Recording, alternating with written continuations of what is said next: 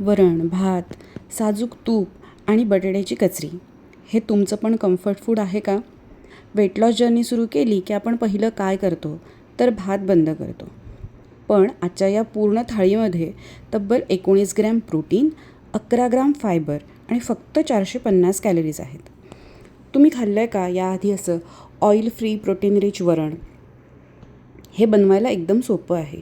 मूग डाळ भिजत घातली होती 15 मिनटं, ती कुकरला लावून घेतली आणि 2 शिट्ट्या काढून घेतल्या आणि अशी घोटून घेतली. तर त्याच्यात 1 कप पाणी घातलं. त्यानंतर हे सगळं एका कढईत काढलं. त्यात मीठ, हळद, हिंग आणि थोडासा गूळ घातला. हे घातल्यानंतर त्याच्यात 1 वाटी ओलं खोबरं आणि 1 चमचा जिरं ह्याचं वाटप करून घातलं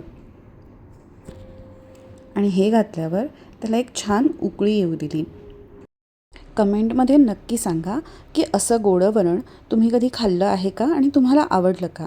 व्हिडिओ आवडला असेल तर लाईक आणि शेअर करा.